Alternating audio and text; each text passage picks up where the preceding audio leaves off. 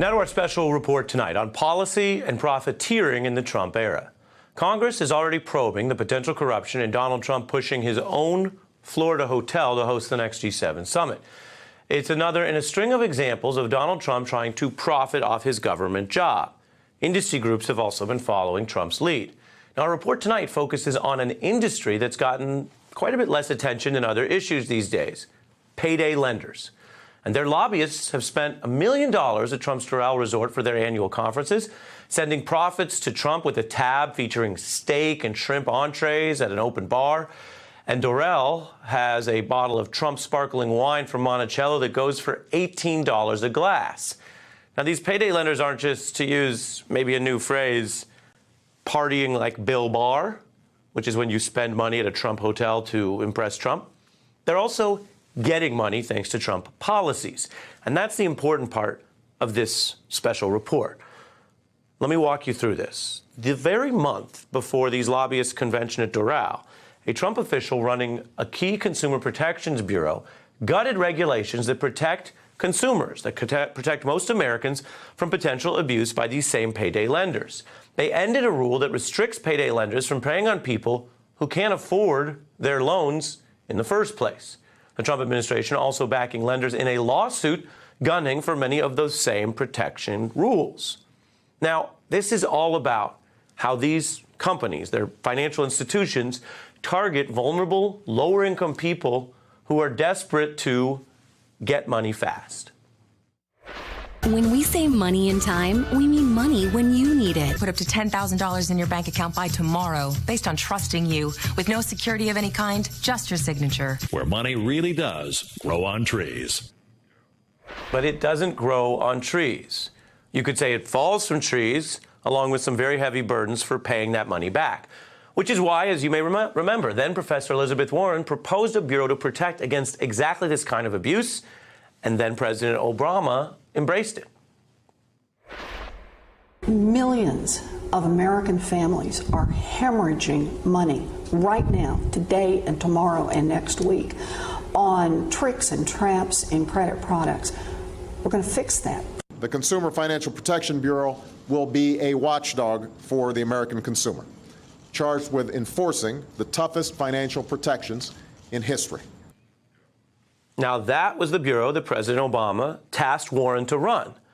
Republican senators, though, blocked her nomination, which actually, in a footnote to history, it freed up her time to run for office, where she defeated a Republican senator and paved the way for her current presidential campaign.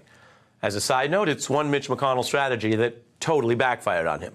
But meanwhile, on these policies, you have the Trump administration trying to limit that same bureau that Warren helped create from continuing this work that Warren and Obama and other experts said is so vital to protect so many Americans.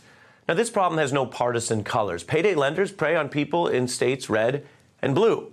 They've set off debt cycles for most consumers because about 80% of these loans basically roll over and force new costs on the borrowers. Now, about 20 states already have made the most abusive payday loans illegal. 12 million Americans still get caught up in them, though, and the huge fees go back to these lenders to the tune of $5 billion. Now, big picture, this is a classic test of whether the law protects you, regardless of how much money you have. Now, Warren has a view here. She argues these lenders shouldn't even be allowed to loan out what they know people cannot afford to pay back. Basically, the argument is they're using their financial power to trap you, potentially, in loan fees that are larger than the original loans that people even ask for.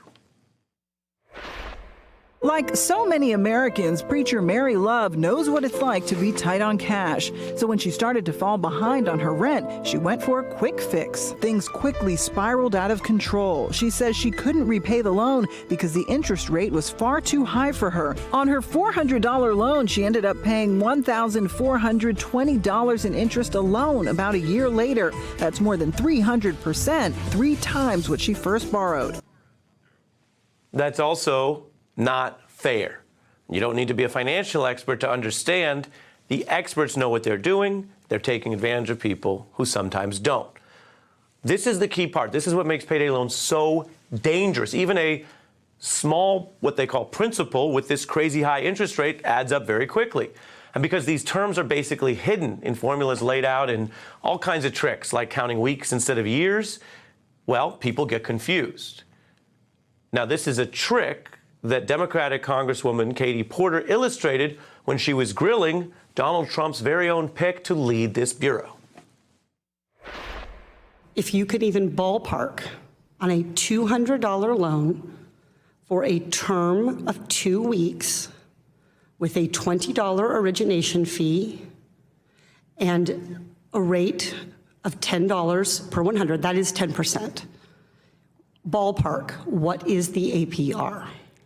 And I'm telling you that the APR calculation Is that a no? is a math exercise, and the question Okay, but is, when am I going to pay off the term reclaiming of my loan? time. I take that as to a no, that you cannot do the calculation. A no that you can't do the calculation. That little moment actually went viral because the question exposes the problem. If the experts or Trump's appointee can't even say how these loans work, then maybe it's not fair to trap people in them and then threaten them with bankruptcy for something lenders shouldn't have pushed in the first place. Now, this Protection Bureau is supposed to patrol that kind of abuse, and it did. Under the Obama director, it got results, taking $43 million a week back from those financial interests and plowing towards consumers. That's a figure that absolutely crashed by over 90% now that Trump's director is in charge. The difference there?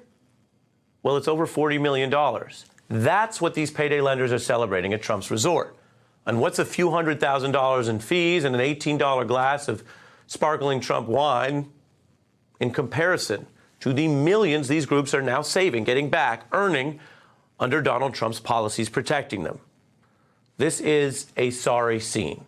It is literally millionaires celebrating money they extracted from some of the poorest Americans through tricky loans that shouldn't have been offered in the first place.